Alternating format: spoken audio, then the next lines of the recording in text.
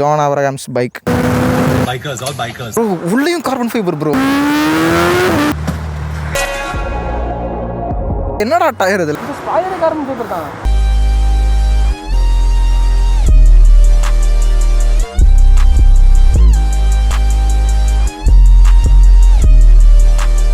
So சேனலுக்கு யாராவது புதுசாக வந்திருக்கீங்கன்னா மறக்காமல் லைக், சப்ஸ்கிரைப், ஷேர்லாம் பண்ணிட்டு அப்புறமா போய் வீடியோ பாருங்கள். அண்ட் இப்போ நீங்கள் பார்க்க போகிற விலாக் ரொம்பவே ஒரு ரேரான இப்போ நீங்கள் பார்க்க போகிற பைக் பார்த்தீங்கன்னா ரொம்பவே ஒரு ரேரான ஒரு பைக். ஏன்னா லிமிட்டடாக தான் தமிழ்நாட்டிலே இருக்குது. ஸோ அப்படிப்பட்ட ஒரு பைக் தான் இப்போ நம்ம பார்க்க போகிறோம். ஸோ இப்போ போய் வீடியோ பாருங்கள்.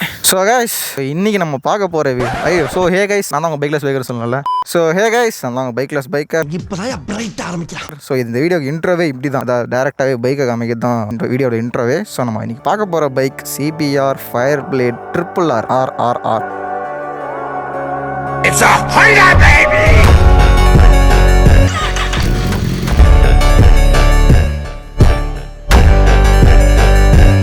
கொஞ்சம் ஷூட் போயிட்டுருக்கு. அப்புறம் தான் நான் வந்து இன்ட்ரோ வீடியோ ஆரம்பிக்க போகிறேன். லென்ஸை வை.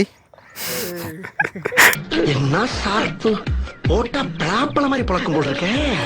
ஸோ கைஸ் பைக் ஒரு இடம் பார்த்து நிப்பாட்டியாச்சு. ஸோ இது ஃபயர் பிளேட் RRR. ஸோ இந்த பைக்கோட லுக்லேருந்து பார்த்தோன்னா நம்ம இதுக்கு முன்னாடி வந்து CBR RR ஸ்பெஷல் எடிஷன், அதாவது SPன்ற ஒரு மாடல் பார்த்துருப்போம்.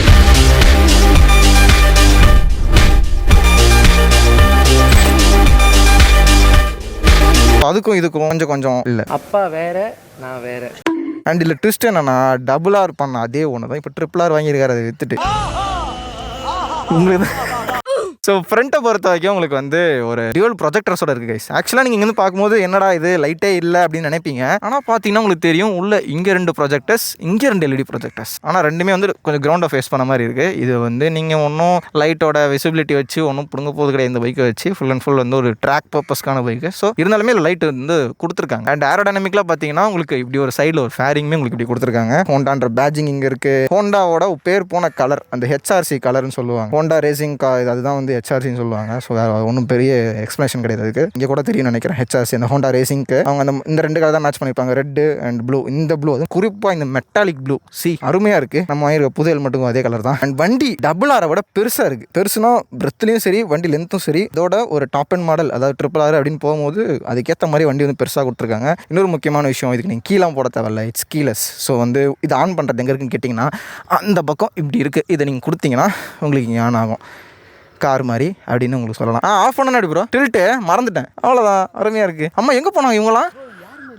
என்ன ப்ரோ சொல்கிறீங்க? நான் கூட உள்ள எவனோ பண்ணிக்கிட்டு இருக்கான். ஹிடன் ஸ்பாட் நியர் ஈஸியாக ஒரு vlog போட்டு வேண்டியதுதான்.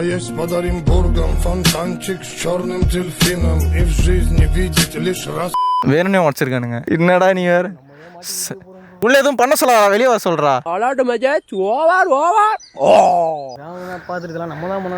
அதான் நம்ம யார் வம்புக்கும் போறது இல்ல, யார் தும்புக்கும் போறது இல்ல. எதுல முடிச்சேன்னு தெரியல. வண்டி அதான் இன்ஜின் உங்களுக்கு வந்து ஆஃப் பண்ணி காமிச்சேன். அது வந்து டில்ட் பண்ண ஆஃப் ஆகும் அந்த சைடு. வந்து உங்களுக்கு அதுதான் லுக் வைஸ்ல பார்க்கும்போது சரி, எல்லாத்துலயும் சரி RR விட RRR பெருசா இருக்கு. எல்லாத்துலயுமே பொசிஷனே உட்காந்தீங்கன்னா அப்படியே உங்களுக்கு படுத்த மாதிரி தான் இருக்கு. இங்க உட்காரனா அப்படியே நார்மலா நான் வச்சாலே நான் இப்படிதான் இருக்கேன். அந்த மாதிரி ஃபுல் ட்ராக் ஸ்பெக். ஈவன் வந்து உங்களுக்கு RRல கூட இந்த இடம் வந்து இந்த அளவுக்கு டவுன் ஆயிருக்காது. இங்க அப்படியே இந்த சின்ன இப்படி வச்சு போறதுக்கு வந்து நல்லா ஃபிளாட்டா கொடுத்துருக்காங்க. டேங்க்குமே ஃபிளாட்டா பக்கா ட்ராக் ஸ்பெக் பைக் மாதிரி இருக்கு. இதுல வந்து ஸ்டாக்கே பாத்தீங்கன்னா ஆக்ரோபைக் தான் வரும். ஆக்ரோபைக் வந்து உங்களுக்கு வந்து கரெக்டா 6000 RPM தாண்டும் போது பாத்தீங்கன்னா உங்களுக்கு வால்வ் ஓப்பன் ஆகும். நீங்க வந்து வால்வ் எலக்ட்ரானிக் எக்ஸாஸ்ட் பாக்குறீங்கன்னா உங்களுக்கு வால்வ் ஓப்பன் பண்ணி க்ளோஸ் பண்ணிக்கலாம்ல. அது மாதிரி பாத்தீங்கன்னா உங்களுக்கு ஆக்ரோபைக் ஸ்டாக்லேயே உங்களுக்கு எப்படி இருக்குன்னா இந்த இடத்துல வரும்போது 2 வரும், 2 பைப் லைனா வரும், 2 இடத்துல வால்வ் இருக்கும். ஸோ வந்து ஃபர்ஸ்ட் வந்து உங்களுக்கு ஒரு வால்வ் தான் ஓப்பன்ல இருக்கும் 6000 RPM வரைக்கும். அதுக்கப்புறம் 2 ஓப்பன் ஆகும். அது உங்களுக்கு கிளியராக உங்களால் நோட் பண்ண முடியும். 2 ஓப்பன் ஆகும்போது அப்படின்னு அந்த ஓப்பன் ஆகிற சவுண்டு கேட்கும். அதுக்கப்புறம் உங்களுக்கு அந்த நல்ல வயசு சவுண்டு கேட்கும். பட் இதில் என்ன பண்ணியிருக்காங்கன்னு கேட்டிங்கன்னா இதோட ஃபுல் எக்ஸாஸ்ட் சிஸ்டம் வந்து ஏரோ போட்டிருக்காங்க. அதில் வந்து அந்த பட்டர்ஃப்ளை வால்வ்னு சொல்லுவாங்க. அதெல்லாம் ஏனே வேணாம் சொல்லி மொத்த செட்டையும் தூக்கி போட்டு ஏரோ போட்டிருக்காங்க. எனக்கு தெரிஞ்சு RRRல யாருமே இதை பண்ணிருக்க மாட்டாங்க. இதை ஃபுல்லாக தூக்கி போட்டு இது பண்ணுறது. ஏன்னா அதே வந்து அந்த வால்வை மட்டும் தூக்கி போட்டு இடையே வச்சிருப்பாங்க. இங்கே நம்ம தமிழ்நாட்டில் இன்னொரு வண்டி கூட பார்த்துருக்கேன் அந்த மாதிரி பண்ணது. ஸோ அப்படி இருக்கும்போது இது டோட்டலாகவே இந்த எக்ஸாஸ்ட் சிஸ்டமே மாற்றிருக்காங்க ஏரோக்கு. ஸோ அது நான் இப்போ தான் பார்க்குறேன்.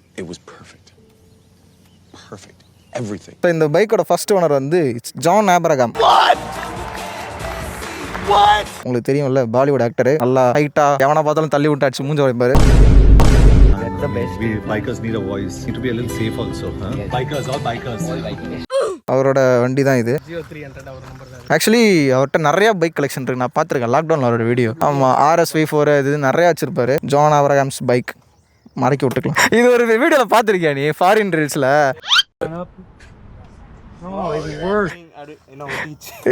இப்போ மாட்டிப்பா அதில் ஃப்ரண்ட்டில் வந்து ஒரு நிசின் கேலிப்பர்ஸ் இருக்குது, ரியரில் பார்த்தீங்கன்னா பிரம்போ இருக்குது, உங்களுக்கு பார்த்தீங்கன்னா இங்கே இருக்குது. எல்லா வண்டிக்கும் இல்லாமல் டிஃப்ரெண்ட்டாக இப்படி அடியில் பிடிக்கிற மாதிரி வச்சிருக்காங்க. இது டுக்காட்டியில் சம்திங் ஏதோ பார்த்த மாதிரி தெரியுது. அதே மாதிரி தான் இதுவும் கீழே இருக்குது. அண்ட் இதோட ஸ்விங்காம் பார்த்தீங்கன்னா இதில் வந்து RC213 SV ஒரு எடிஷன் இருக்குது, அதாவது ரோட் லீகல் பைக். நான் சொல்லியிருப்பேன் மோட்டோ ஜிபியில் இருக்கிற அதே இன்ஜினை வந்து ரோட் லீகலாக கொண்டு வந்த ஒரு பைக் என்னன்னு பார்த்தீங்கன்னா அது வந்து RC213 ஹோண்டாவில் இருக்க ஒரு பைக் தான். ஸோ அதோட ஸ்விங்காமை வந்து அப்படியே இன்ஸ்பயர் பண்ணி வச்சிருக்கதா வந்து ஹோண்டாவோட அஃபிஷியல் பேஜில் இருந்துச்சு. எனக்கு அது கன்ஃபார்மாக தெரியல. அதையும் தாண்டி பார்த்தீங்கன்னா பைக்கில் வந்து ஒரு ப்ரீமியம்னஸ் வந்து எங்கே பார்த்தாலுமே தெரியுது. கலரை பார்த்தாலும் தெரியுது, ரோட்டில் போனால் எல்லாருமே பார்க்குறாங்க இந்த பைக்கை. அந்தளவுக்கு ஒரு கிராப் பண்ணுற அளவுக்கு வண்டியோட லுக் இருக்குது. வண்டியோட ப்ரைஸுமே அதே மாதிரி தான் இருக்குது. லான்ச் ஆன புதுசில் இதோட ப்ரைஸ் பார்த்தீங்கன்னா 35 to 38 lakhs லான்ச் பண்ண புதுசில். அதுக்கப்புறம் பார்த்தீங்கன்னா இதை டிஸ்கண்டினியூ பண்ணிட்டாங்க. இதுக்கப்புறம் இந்த ஃபயர் பிளட்ன்ற எடிஷனே வரல. ஃபாரின் கண்ட்ரீஸில் பார்த்தீங்கன்னா ஸ்பெஷல் எடிஷன் அது இது நிறையா வந்துச்சு. இங்கே இது ஒன்று மட்டும் தான் வந்துச்சு, RRR மட்டும் தான் வந்துச்சு, வேறு எதுவுமே வரல. இதோட நிறுத்திட்டாங்க. ஏன்னா யாரும் அந்தளவுக்கு வாங்கலன்னு சொல்லி தான் நிறுத்தினதான் நான் வந்து கேள்விப்பட்டேன், பிகாஸ் ஆஃப் ஓவர் ப்ரைஸிங்கிற மாதிரி. இப்போ பார்த்தீங்கன்னா இதோட ரீசேல் வேல்யூ பயங்கரமாக எகிரிச்சு ஆளுக்கு வந்து இந்த வண்டி வேணும் கேட்டிருக்காங்க. ஸோ இதோட டேங்க் கெப்பாசிட்டி அப்படியே பார்த்தீங்கன்னா ஒரு 16.1 லிட்டர். இது தர மைலேஜ் எல்லாம் பார்த்தீங்கன்னா நார்மலாக எல்லா பைக்கும் தான் நீங்கள் பொறுமையாக ஓட்டினீங்கன்னா அது மாதிரி ஒரு 18 17-18 இந்த மாதிரி கொடுக்கும் உங்களுக்கு. இப்படி என்ன தான் ப்ரோ இந்த பைக்கு வந்து நீங்கள் நிறையா விஷயம் கேள்விப்பட்டிருப்பீங்க, நான் ஃபஸ்ட் கியரில் 180 போகும் அப்படின்ற மாதிரிலாம். அது காரணம் என்னது, கியரிங் ரேஷியோ. அப்படி இது ப்ரொடியூஸ் பண்ணுற பவர் பார்க்கும்போது இது ஒரு 1000 cc ப்ரொடியூஸ் பண்ணுற பவர் பார்த்தீங்கன்னா 217 horsepower at 14,500 RPM. இந்த ப்ரைஸ் ரேஞ்சில்னு சொல்ல முடியாது, இந்த செக்மெண்ட்லன்னு சொல்லலாம். 1000 cc பார்க்கும்போது S1000 எடுத்துக்கிட்டிங்கன்னா உங்களுக்கு வந்து ஸ்டாக் வந்து 212 நினைக்கிறேன் சம்திங். M-Sport சொல்கிறேன் நான். M-Sport வந்து அந்த அளவுக்கு பவர் ப்ரொடியூஸ் பண்ணும். ஆனால் நீங்கள் இதை பார்த்தீங்கன்னா உங்களுக்கு 217 ஸ்டாக்லேயே உங்களுக்கு வருது. அதாவது ஸ்டாக்னா இதோட பேஸ் இந்த ஒரு RRR வேரியண்ட்லேயே உங்களுக்கு கிடைக்குது. ஸ்பெஷல் எடிஷன்லாம் இல்லாமல் நான் சொல்கிறேன். அதுலேயே உங்களுக்கு தெரிஞ்சிருக்கும் இது பவர்ஃபுல்லான வண்டி தான். 217 horsepowerன்றப்போ. அண்ட் டார்க் பார்த்தீங்கன்னா 130 Nm ஆஃப் டார்க். அதெல்லாம் பார்த்தீங்கன்னா உங்களுக்கு 12,500 RPMல உங்களுக்கு ப்ரொடியூஸ் பண்ணுது. இப்போ ஒரு கியரிங் ரேஷியோ வந்து ரொம்பவே லீனியராக ப்ரொடியூஸ் பண்ண மாதிரி இருக்கும். உங்களுக்கு அப்படியே இப்படி இழுத்து போகிறமே உங்களுக்கு தெரியாது. ஏன்னா ஒரு எர்கனாமிக்ஸ் அப்படி நீங்கள் அப்படியே உட்காந்தீங்கன்னா அப்படியே பட்ட மாதிரியே இருக்கும். நீங்கள் அப்படியே ஒரு மாதிரி போவீங்க, உங்களுக்கு அப்படியே உட்காரும் போது உங்களுக்கு நீங்கள் இப்படி போகிறீங்களா அப்படின்றதே தெரியாது. அந்தளவுக்கு ஒரு ஸ்மூத்தாக அப்படியே உங்களுக்கு கொண்டு போகும். ஸோ அதில் வந்து இது பெஸ்ட்டாக இருக்கும். ஏன்னா ஓட்டியிருக்கேன், அதை சொல்கிறேன். இதுக்கப்புறம் ஓட்டு மாதிரி ரிவ்யூ சொல்கிறேன். இப்போ இதில் வந்து அடிஷனலாக ஆட் பண்ணியிருக்குன்னு பார்க்கும்போது full system aero exhaust and இங்கே கேபிள் பார்த்தீங்கன்னா உங்களுக்கு தெரியும், பிரேக்கோட கேபிள்ஸ் வந்து மாற்றிருக்காங்க. ஃபுல்லாக ஜப்பானில் இம்போர்ட் பண்ணியிருக்காங்க. இந்த பிராண்டோட நேம்லாம் தெரியல, ரொம்ப சின்னதாக போட்டிருக்குன்னு தெரியல. அது ரெட் கலர் கேபிள் இங்கே வருது. அண்ட் இன்னொரு முக்கியமான விஷயம் நோட் பண்ணும்போது உங்களுக்கு தெரிஞ்சிருக்கும், இது வந்து ஷோவா சஸ்பென்ஷன் தான் கொடுத்துருக்காங்க. இந்த லெவலில் வந்து ஹோலின்ஸ் கொடுக்கல, இவ்வளோ ப்ரைஸ் ரேஞ்சாக இருக்கும்போது. ஃப்ரண்ட்டில் பார்த்தீங்கன்னா பிரேக் லிவர் உங்களுக்கு அட்ஜஸ்ட்மெண்ட் இருக்குது, ஆனால் கிளச்சுக்கு பார்த்தீங்கன்னா கிடையாது. இது ரொம்ப ஷாக்கிங்காக இருக்குல்ல. அண்ட் ஸ்டாக்கில் பார்த்தீங்கன்னா உங்களுக்கு குவிக் ஷிஃப்டர் வராது, நீங்கள் ஆக்சரிஸ்லாம் போகிற மாதிரி இருக்கும். இதில் வந்து ஆக்சரிஸில் வந்து குவிக் ஷிஃப்டர் போட்டிருக்காங்க. இதுக்கு மேலே தெரிஞ்சு நான் உங்களுக்கு ஃபீச்சர்ஸ்னு சொல்லும் போது இதுலேயுமே வீலி கண்ட்ரோல், ட்ராக்ஷன் கண்ட்ரோல், எல்லா கண்ட்ரோல் இருக்குது. இது நம்ம வந்து RRR நம்ம நீங்கள் விளாக் பார்த்துருந்தீங்கன்னா நம்மளோட உங்களுக்கு தெரிஞ்சிருக்கும். ஸோ அதே மாதிரி தான் இதுக்கு வந்து மோட் 1 மோட் 2 மோட் 3 இங்கே உங்களுக்கு மோட் பட்டன் இருக்குது. மோட் 2 வந்து ஆக்சுவலாக இதில் நீங்கள் வந்து இதுலேயே நீங்கள் வந்து ப்ரிஃபரன்ஸ் மாதிரி செட் பண்ணிக்கலாம். லைக் இங்கே உங்களுக்கு காமிக்கும் பவர் வந்து 5ன்னு காமிக்கும். அதை வந்து நீங்கள் அப்படியே மாற்றலாம். அது எப்படி மாற்றுது, நான் அமுக்கும் போது ஒர்க் ஆகல, இப்போ மட்டும் இருக்கு. ஸோ கைஸ் இதில் பார்த்தீங்கன்னா நீங்கள் மோட் 1 மோட் 2 மோட் 3 இருக்கா, அதையே நீங்கள் கஸ்டமைஸ் பண்ணிக்கலாம். இப்போ மோட் 1 வந்து இப்போ பவர் வந்து 2ல் இருக்குன்னா இப்போ 3, 4 அந்த மாதிரி நம்ம மாற்றிக்கலாம். ட்ராக்ஷன் லெவல் வந்து இதில் ஆக்சுவலாக அதிகமாக இருக்கும். 9 லெவல் ஆஃப் ட்ராக்ஷன் கண்ட்ரோல். எம்மாடி ஆக்சுவலாக டார்க் கண்ட்ரோல்னு போட்டிருக்காங்க. அதுவும் நான் பார்த்தேன். அது எதை மீன் பண்ணுறாங்க எனக்கு தெரியல. டீக்கு வெயில் நம்ம பிச்சுக்கிட்டு அடிக்குது. இந்த இதோட முடிச்சுட்டு நம்ம கிளம்பிலான்னு நினைக்கிறேன். நீ ரொம்ப பொறுமையாக தான் வந்து ஸ்டீரிங் டேம்பர் வந்து எலக்ட்ரானிக் அட்ஜஸ்ட், அது வந்து 3 அட்ஜஸ்ட்மெண்ட் நினைக்கிறேன். இது ட்ராக் ஃபுல்லாக பர்பஸ் லேப் கணக்கெலாம் வச்சுக்கிறதுக்கு. ஓகே. ஓ சைட் லாக் இருக்குமேவா? இப்போ நம்ம ஸ்டேரிங் திருப்பிட்டு அப்படி பண்ணால் போதும். சைட் லாக் ஆயிடுச்சா? ஆன உடனே லாங் ட்ரிப் பண்ணால் சைட் லாக். ஆமாம் முக்காலி எல்லாமே ஒரு press side lock open. Okay. அடுத்த ப்ரெஸ் வண்டி ஆன் ஆகுது. மை காட், இது ஃபியூவலுக்கு மட்டும் உங்களுக்கு கீ கொடுத்துருக்காங்க. இது கூட கொடுக்காம இருந்திருக்கலாம் அவங்க. நான் நினச்சா பண்ணலாம், ஆனால் நான் பண்ண மாட்டேன்னு அவங்க கொடுத்துருக்கான். இந்த ரேசிங்ல அது ஆட்டோமேட்டிக்காக கழட்டிட்டு வந்துடாது ப்ரோ, சில வாட்டி வராதுல்ல. இந்த பாட்டில் மூடி தான் ப்ரோ அப்படியே டச் டைட் பண்ணுறோம். அந்த மாதிரி நம்ம எவ்வளோ டைட் பண்ணால் நம்ம ஹார்ட் டைட் பண்ணிக்கலாம். ஓகே. நம்ம ஊரில் அப்படியே விட்டு பெட்ரோலில் போட்டு பாட்டில் எடுத்துக்கிறாங்க. இதுக்கு மேலே நம்ம வந்து ரைட் ரிவ்யூ பார்த்துக்கலாம். ஆளை விடுங்கடா சாமி, என்னால் முடியலடா. தெரில இந்த வீடியோ போடும்போது கூட நான் ஹெல்மெட்டை ரிவீல் பண்ணியிருப்பேனா இல்லை என்னன்னு எனக்கே தெரில. காஃபி குடிக்கலாம் குடிங்க, நான் தண்ணி குடிச்சிட்டு மற்ற எல்லாம் ரெடி பண்ணிடுறோம் இங்கே அதுக்குள்ளே. சரி மச்சான், என்ன பண்ணுற? கிளம்புறியா? சரி மச்சான் பாய் அப்படின்ற மாதிரி. தக்காளி லாம்போ கைஸ் என்ன ப்ரோ பயங்கரமாக இருக்குது. இந்த வண்டி வந்து நான் காஸ்மோ இருக்குல்ல அங்கே நான் குடி தான் போனதில்லை, ஆனால் போகும்போது நான் பார்த்துருக்கேன் இந்த காராங்க. என்ன கேளு நீ வேற சும்மா காமெடி பண்ணிட்டு what is source of income அப்படின்னு கேட்டு பதில் சொல்லனா தான் அசிங்கமாயிடும். Bro what do do for living அப்படின்னு கேட்டு நீங்கள் எப்போ வாங்குவீங்க? நாளைக்கே வாங்கிடலாம். ஓ என்னடா டயர் இது லாரி டயர் மாதிரி இருக்குது. சரி ஃப்ளை பை போக சொல்லுங்க அண்ணா. எல்லாரையும் கிராப் பண்ணிச்சுப்பா வந்தோடனே. இதை வச்சுக்கோங்க நான் போய் ரிவ்யூ முடிச்சுட்டு வந்துடுறேன். டைம் ஆகிட்டே இருக்கு. A few moments later. அண்ணா நம்மள தான் பிக்கப் பண்ண வராரு அப்படின்னு சொல்லிட்டு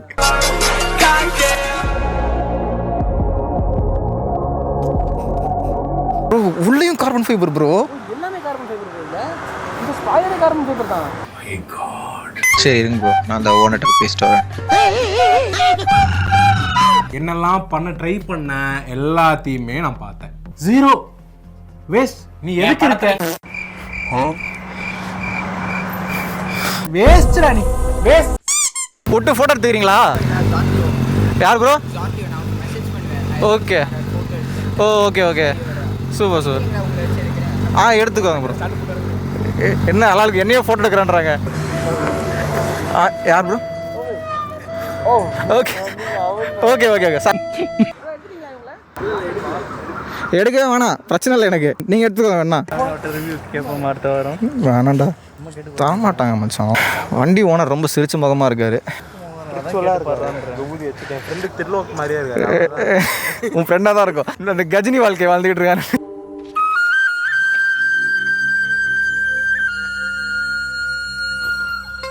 தங்கம் எடுத்துக்கட தங்கம். ஓனர் கூட அப்படி எடுத்துருக்க மாட்டாரு. நம்ம பயங்கரமாக எடுத்துருக்கோம். நான் தான் ஓனர் மாதிரி இருக்கேன். இப்ப நான் யாரு? இல்ல நான் யாருங்கற? நம்ம முஷரஃப் அண்ணா எங்க?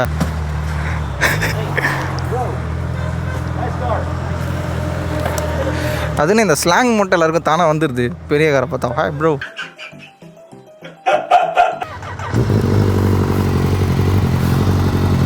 நான் போயிட்டு வந்துடுறேன் சொல்லிவிட்டேன். மை காட் கைஸ், அவன்டடாரை பார்த்ததால அந்த ஒரு இதில் நாங்கள் அப்படியே நின்றுட்டோம். இந்த வண்டி ஃபர்ஸ்ட் இயர்லேயே 150 போகுன்றதுக்காக நம்ம 150 போகிறது கிடையாது. கூடியே பறக்குது கைஸ். பைக்கோட பொசிஷனே பார்த்தீங்கன்னா உங்களுக்கு தெரிஞ்சிருக்கும். டோட்டலாக நான் படுத்துட்டு தான் இருக்கேன். படுத்துட்டு தான் கைஸ் இருக்கேன். என்னால் முடியல அந்த அளவுக்கு இருக்குது. அப்படியே ஃபுல்லாக படுத்துட்டே ஓட்டணும். அந்த ஒரு ட்ராக்ல அப்படியே அந்த மாதிரி ஓட்டணும்னு தோணுது. ஆனால் நம்ம பப்ளிக் ரோட அப்படி ஓட்ட முடியாது. ஸோ இது வந்து எனக்கு ரொம்பவே ஒரு கஷ்டத்தை கொடுக்குது. பிரேக்கு பயங்கரமாக இருக்கு. நிசின் கலிப்பராக இருந்தாலும் கவாசாக்கிலாம் இப்படி இருக்காது கைஸ். பழைய மாடல் நிசின்லாம். இந்த லைட் பார்த்தீங்களா கைஸ், அது கூட அந்த HRC edition colour white red அப்புறம் அங்கே ப்ளூ. இப்போ ப்ளூ ஏரியா ப்ளூ இங்கே பார்த்தீங்களா 6 ஃபீட்டுக்கு மேலே தான் இந்த பைக் ஓட்டவே கரெக்டாக இருக்கும். ஏன்னா என்னால் முடியல அந்த அளவுக்கு இருக்குது. ஷோல்டரை இப்போயே வலிக்க ஆரம்பிச்சிருச்சு.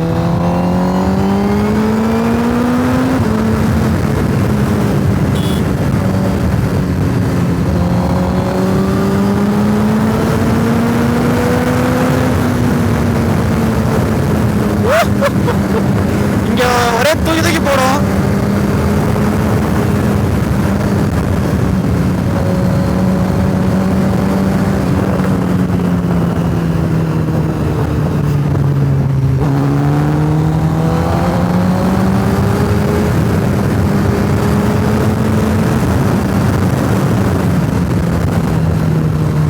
நான்லாம் ரொம்ப யோசிக்கிறேங்க. இப்போ இந்த பைக்கே இப்படி இருக்கு. இப்போ இதுல வந்து RC அந்த 213Vலாம் இப்போ எப்படி இருக்கும் அப்படின்னு யோசிச்சு பார்த்தாலே எனக்கு ரொம்ப, அதாவது மோட்டோ ஜிப்பில் யூஸ் பண்ணுற ஆக்சுவல் மிஷின் அது, ஆனால் ரோட் லீகல். ஸோ அப்போ அதெல்லாம் எப்படி இருக்கும்? இதுவே நம்மளால் ஹேண்டில் பண்ணுறதுக்கு ஒரு மாதிரி பறக்குது. அப்படி இருக்கிறப்போ அதெல்லாம் எப்படி அப்படின்றது எனக்கு ஒரு தாட், வேற ஒன்றும் இல்லை. எவ்வளோ ஸ்மூத்தாக இருக்கு பாரு.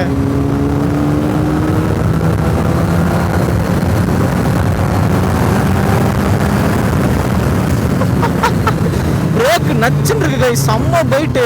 ஓ மை காட். இந்த வீடியோ போயிட்டு ஜான் அப்புறம் வந்து டேக் பண்ண போறேன். அண்ணே உங்க வண்டி ஓட்டிட்டு இருக்கேன் அப்படின்னு. நீ யாருன்னே எனக்கு தெரியாது, அப்புறம் உன்னை பத்தி எனக்கு அபிஷேக்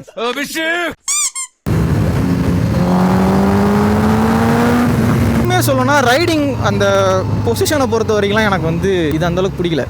SOSNR வந்து ரொம்ப பிடிக்கும்.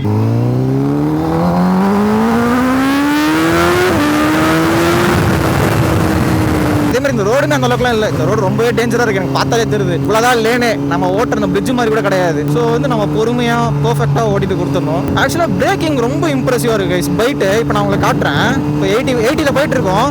ஃப்ரண்ட் பிரேக்கை பாருங்களேன். பின்னாடி இந்த வண்டி வரல. அப்படியே என்ன விட்டாடா அப்படியே கவுந்து விழுந்துரும் போல அந்த அளவுக்கு இருக்கு பிரேக்கிங்கு.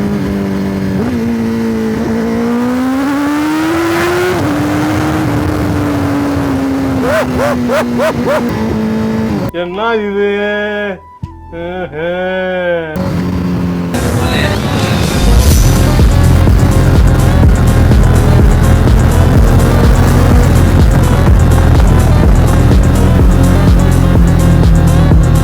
இது வேற பின்னாடி இருந்து வந்துகிட்டே இருக்கு அடிக்கடி.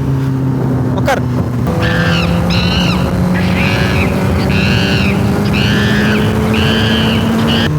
ஜாடா பிரகம் வச்ச இடத்துல நான் எந்தையும் வச்சிருக்கேனே.